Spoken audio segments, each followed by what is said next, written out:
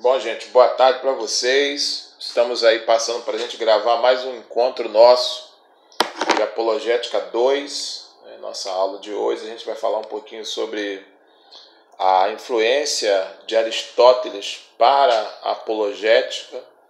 É muito importante essa percepção também na apologética. Eu sei que vocês fizeram filosofia e provavelmente estudaram um pouquinho do pensamento de Aristóteles, mas eu quero trabalhar com vocês como que o pensamento dele influenciou na construção apologética da maioria dos apologistas. Eu diria assim que ele é uma fonte muito contundente para a construção apologética na história. Eu quero passar um trabalho para vocês. Eu já pedi 2 trabalhos. Aquele trabalho no texto dos valores dessa sociedade e um trabalho no texto da contradição da cristandade.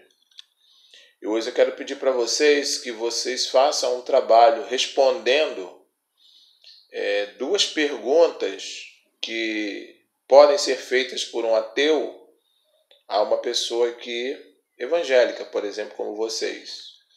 E nesse caso eu vou fazer o papel do ateu e vou fazer 2 perguntas para vocês responderem, que está baseada no livro de Isaías, no capítulo 44, a partir do verso 28 e incluindo todo o verso 45, todo o capítulo 45, vocês vão responder 2 perguntas. A primeira, como que a gente pode explicar o fato de Ciro não ser um homem religioso, não ser temente a Yahvé? Como que Deus pode chamá-lo de pastor, ungí-lo pastor? Como é que vocês explicam isso? E depois, no capítulo 5, no verso 7, tem uma expressão de que Deus cria o bem e cria o mal.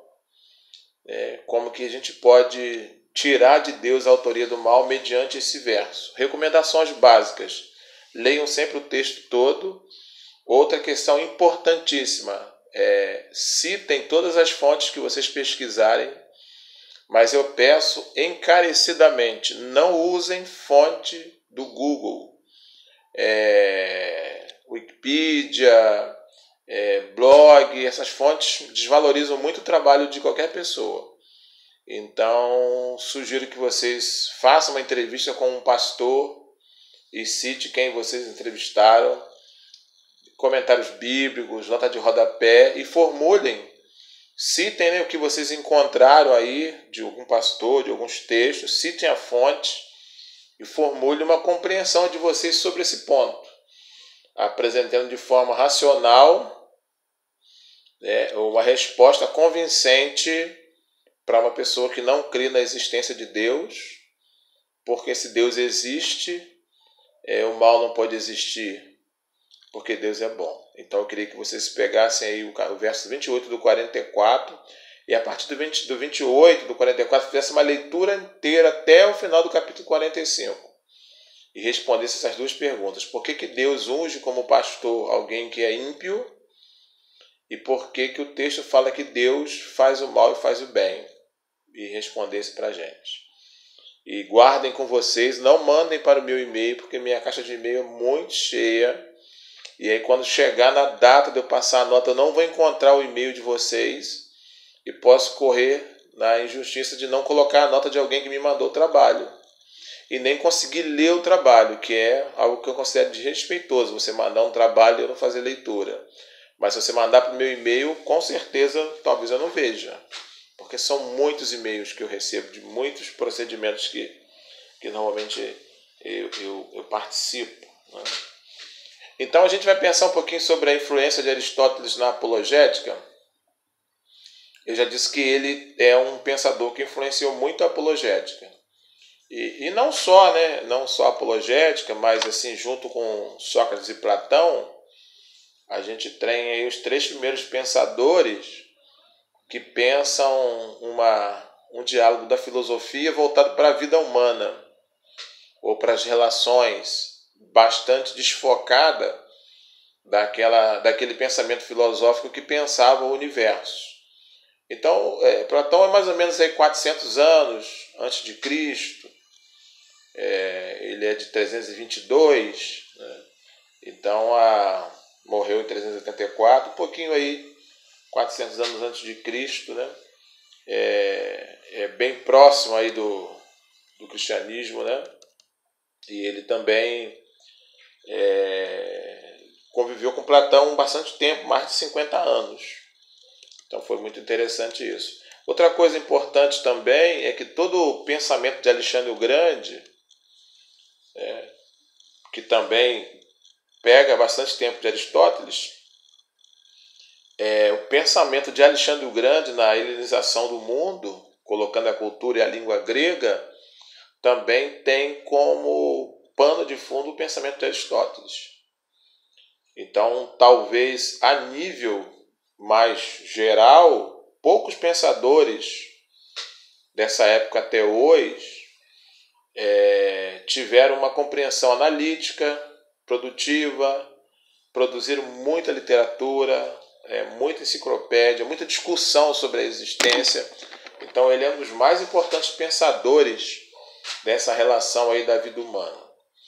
A primeira coisa que eu quero destacar de Aristóteles é a sua epistemologia, que significa a teoria do conhecimento. Alguns seminários têm um módulo chamado Tópico Especial Livre, e eles incluem dentro desses tópicos um tópico de epistemologia, que é o estudo da teoria do conhecimento, o conhecimento empírico, o conhecimento racional, o conhecimento dedutivo, indutivo, etc, etc, etc. As várias formas que a gente tem de adquirir conhecimento, mas dentro da teoria do pensamento epistemológico de Aristóteles se encontra a questão empírica, o conhecimento empírico, que é o conhecimento que se dá a partir das experiências. Mas o empirismo de Aristóteles ele tem uma particularidade, que ele vai dizer que todo conhecimento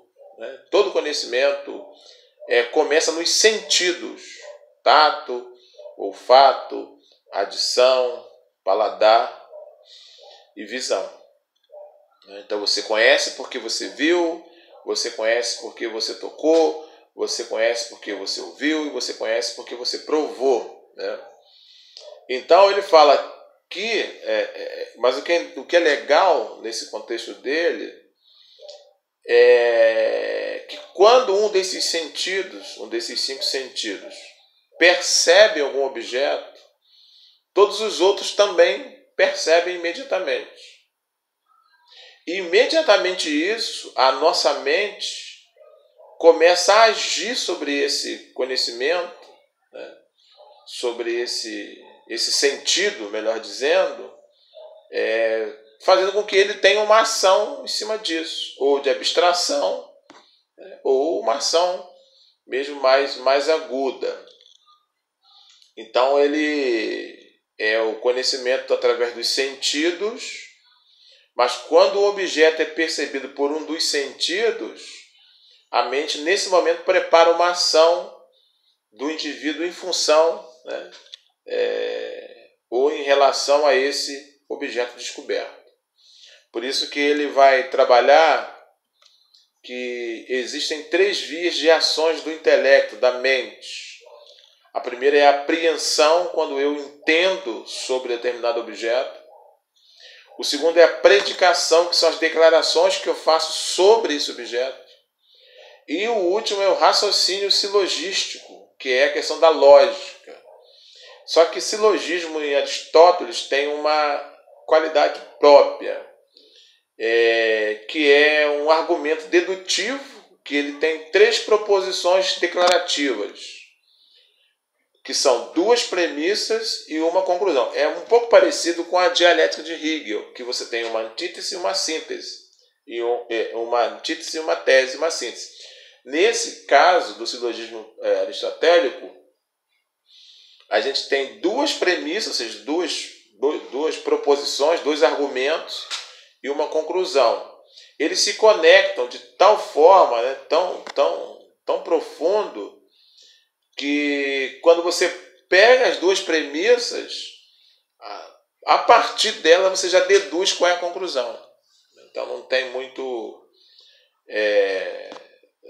as duas premissas já fazem a conclusão. Por isso que é lógico, né? Raciocínio silogístico lógico. Se eu falar café no copo e leite no copo, a conclusão lógica é que eu vou tomar café com leite. Então, mais ou menos seria nesse aspecto aí. Pensando de uma forma mais particular, essas três vias que o intelecto age, a apreensão, primeiramente, é a primeira ação da nossa mente. Ela vai entender esse objeto, compreender esse objeto, né? Discernir esse objeto. Então, a primeira ação da mente é a compreensão desse fato. Ou seja, como que a mente apreende esse entendimento. Esse objeto, esse sujeito, essa coisa, né? E o sujeito da apreensão, quem que faz essa apreensão? Quem que tem essa mente? Ele chama de animal racional, que é o ser humano. Então, o animal racional, o homem, apreende esse conhecimento sobre esse objeto. E o objeto apreendido, né, o objeto da apreensão, é a essência, né, a natureza de alguma coisa, ou a forma de alguma coisa. E o método de apreensão, como que eu apreendo a essência desse objeto? É nesse processo intelectual de abstração, por meio do qual a mente obtém um universal do processamento de informação sobre os particulares. Então a mente ela tem uma metodologia nesse processo intelectual de compreensão de todo o processo, de todos os objetos, através de um processamento de informação que a mente distribui sobre os objetos a serem conhecidos ou que estão sendo conhecidos. Então, Aristóteles era muito diferente dos nominalistas que negavam as questões universais e trabalhavam só nas questões particulares, né? Existem só coisas particulares. Então, ele diz que existem algumas formas da gente apreender ou compreender algum objeto, alguma coisa, que ele vai chamar de predicamentos ou categorias de compreensão de objetos. Tem algumas categorias que ele trabalha. A primeira é a substância. Substância é o que é apreendido, ou o sujeito da apreensão. O que de fato você conheceu. Aí ele chama de substância primária, né, que é o sujeito definitivo de toda substância, e substância secundária, que é a parte desse sujeito em determinada classe que ele esteja inserido. Depois ele fala da questão da quantidade, né? O quanto do sujeito você conseguiu apreender. Por exemplo, se você estudar Deus, a quantidade de entendimento dessa substância, desse ser, o quanto a gente pode entender de Deus? É uma boa pergunta. Pode se esgotar tudo sobre, ou a gente entende dele 30%, 40%, 50%. Então é sempre o quanto você conseguiu compreender desse sujeito. A qualidade está voltada para o sujeito, né? Que tipo de sujeito que você entendeu, que você aprendeu, que você apreendeu? Que tipo de substância é essa? Depois tem a relação.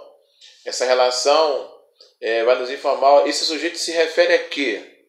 A teologia, a sociologia, essa coisa, esse objeto está relacionado a que tipo de tema, de assunto. Depois a ação, né, que indica sobre o que esse sujeito está agindo. Ele tem interferência sobre o que. Depois a paixão, que é a fonte de onde o sujeito recebe a ação. E o lugar é onde a gente consegue entender o sujeito. E o tempo, que responde, né, quando o sujeito é aprendido, em que momento que você aprendeu isso. E a posição, que é uma referência às circunstâncias nas quais o sujeito foi compreendido por nós. Depois ele fala do hábito, né, que é a condição em que se encontra esse sujeito apreendido. Ou seja, o hábito é natural, mas ele não é essencial a uma coisa, como roupas, por exemplo, para nós, né? Então, a gente tem o hábito de usar, embora não seja uma coisa essencial. Seria o hábito. Depois da questão da predicação da substância, tem a predicação, que é quando um sujeito é entendido, né, o que a gente pode falar sobre esse sujeito. Então, na apreensão, a gente compreende sobre esse sujeito. Na predicação, a gente fala sobre ele. Então, a gente fala sobre o sujeito da predicação e o objeto da predicação. O que é o sujeito da predicação? É o ser humano. E o objeto, né, da predicação é a natureza de alguma coisa que você tem que falar sobre, né? Então, o propósito da predicação, o meio da predicação e o modo da predicação. Qual é o propósito da sua fala sobre esse objeto? Como você fala desse objeto e qual o modo que você fala desse objeto. Então, o meio pode ser comunicado por uma proposição com o sujeito, né, predicado, e um verbo. Você faz uma frase afirmando se é ou não é. Então, esses métodos de predicação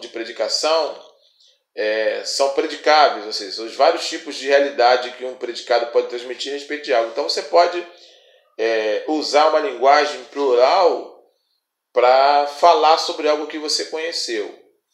Existem alguns modos de predicação, ou seja, de fala. Primeiro tem o gênero. Nesse sentido, a humanidade faz parte do gênero animal. Essa é uma característica comum para muitos sujeitos. Então, de qual gênero que ele faz parte? Então, o homem é do gênero animal. Tem as diferenças específicas, né? Os humanos são animais, mas são animais racionais nessa divisão, tá? Essa é a diferença específica que tem entre os sujeitos. Quando você for falar, tem essa diferença. A espécie, né? Você pode dizer que tipo de gênero esse sujeito é especificamente. Então, a gente tem da espécie humana, é um anfíbio, é um protozoário, é um réptil, é uma espécie de sujeito dentro de uma classe de sujeitos irracionais, né? Então, a partir do que a gente tem um entendimento dessas coisas, a gente vai, né, se colocar como humano, que significa animal racional. Então, que é o nome dado em latim por Homo sapiens, né, que é exatamente esse ser humano racional. Depois da predicação vem a propriedade. Então, o sujeito é predicado pelo que flui de sua essência, mas ele não é parte dela. Então, os seres humanos, a gente ri. A habilidade de rir é uma propriedade dos seres humanos, especificamente dos seres humanos. Então, o predicado é o que flui da essência, mas não é a essência. Dentro da propriedade, tem os acidentes, né, que é aquilo que está na essência do sujeito, mas não faz parte dele. Então, veja bem, ele tem cabelo preto. A característica de cabelo preto não é parte da essência humana, mas é parte de um sistema de categoria que adere ao cabelo. Então, o ser humano tem cabelo. Agora, se ele é preto, se ele é branco, isso não é a essência, é parte dela. A quantidade também, que se é uma predicação universal, quando você inclui todas as classes, se é particular, quando é uma questão específica. Então, seres humanos são animais racionais, mas poucos seres humanos são inteligentes, por exemplo, embora todos sejam racionais. A qualidade da predicação, né, por uma afirmação ou por uma negação. É bom? É ruim? Não é bom? Não é ruim? E pela lógica, pelo raciocínio. Quando algo é compreendido por alguém, ele faz afirmações, faz proposições, né, ele tira essas proposições dessa compreensão de alguém, pode tirar conclusões, né, e a gente pode combinar essas conclusões para que a gente possa melhor compreender o que foi entendido do objeto e gerar uma compreensão maior sobre todas essas coisas que são conhecidas. Ele também diz que há 3 tipos básicos de raciocínio: o raciocínio dedutivo, indutivo e ilusório. Então tem a questão da lógica dedutiva, que vai lidar exatamente com a validade das deduções, que ele vai chamar de silogismo, né? Que é exatamente uma capacidade de compreender. Então a gente tem a dedução, que trabalha essa questão de uma lógica dedutiva, a lógica indutiva, que é chamada de opinião, né? Trabalha com probabilidades, né? Uma indução, uma possibilidade, uma opinião. A lógica falaciosa, que lida com raciocínio incorreto. É sempre discutido em detalhes e com refutações sofísticas, né? Seja falsas, misturadas, enfim. Então a gente tem esses tipos de conhecimento da epistemologia de Aristóteles. Agora, um outro tópico importantíssimo é a realidade de Deus em Aristóteles. Ele tem uma posição muito interessante sobre Deus, que ele vai chamar de realidade metafísica. Esse nome é muito usado. Meta, direção, física, matéria. Então, metafísica é além da matéria. A gente pode chamar de transcendente, sobrenatural, celestial, o nome que a gente quiser. Mas a concepção de Deus dele é que Deus é uma realidade metafísica, além da física, além do mundo natural. Então, metafísica para Aristóteles é uma compreensão muito, muito comum no que tange essa realidade de Deus. E para ele também as outras questões podem ser compreendidas a partir dessa metafísica. Então a física, para ele, estuda a realidade que pode ser experimentada por meio dos 5 sentidos. Então o que é o mundo físico para ele? É essa realidade que você conhece através do sentido, da experiência. E a metafísica, por estar distante, ele está fora dessa percepção sensorial, ou seja, fora dessa percepção de sentidos, né? Está além. Então você não tem como visualizar, ouvir, tocar, provar, sentir, ou seja, ter conhecimento de algo que é fora do mundo dos sentidos, já que para ele todo conhecimento vem através do mundo dos sentidos, então seria no mundo da física. E na metafísica estaria distante disso. Então, para estudar Deus, por exemplo, na metafísica, ou para conhecer Deus, seria o ideal, mas a gente tem que estudar no sentido, ou compreender a sua realidade, mas a realidade dele é metafísica, ou seja, fora da nossa alçada, né? Então, essa compreensão de Deus que ele tem, Deus, que depois, né, a gente vai ter na história alguns pensamentos como os estoicos, que Deus existe, mas está distante, está indiferente. Mas no caso do estoicismo, não porque era uma visão metafísica, mas porque ele não se relacionava. Mas no entendimento de Aristóteles, Deus não pode ser conhecido porque Deus está fora do mundo dos sentidos. Está no mundo da metafísica. O que ele vai chamar de realidade, ou seja, realidade para ele é ação, e potencialidade, que é potência. Então, para ele, o entendimento da realidade tem duas coisas que envolve: a realidade e o que pode ser potencializado, a potencialidade. Então, tudo na criação é composto de forma, ou seja, de realidade, e matéria, que é a potencialidade. O que ele chama de ilomorfismo, ou seja, todos os seres são compostos de matéria e forma. Ilomorfismo é um termo aristotélico para falar que todos os seres têm matéria e têm forma. Então você já exclui a ideia de espírito, né? Então para ele a realidade que a gente percebe através dos sentidos está sempre mudando. Então, mudança, o que é nele? Mudança é a passagem da potencialidade para a realidade. Então, algo é matéria e é potencializado para virar realidade, para virar forma. Ou seja, a matéria sem forma, ela é vazia, como a gente tem lá na própria narrativa da criação lá. Então, dois tipos de sentença que ele postulava nessa questão dessa mudança, a substancial e a acidental. A mudança substancial altera a substância, o que algo é essencialmente. E essa mudança acontece quando a substância surge, né, de geração ou deixa de existir por corrupção, por destruição.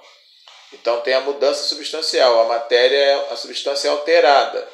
E mudança acidental é uma mudança naquilo que algo tem, no seu âmago, nos seus acidentes.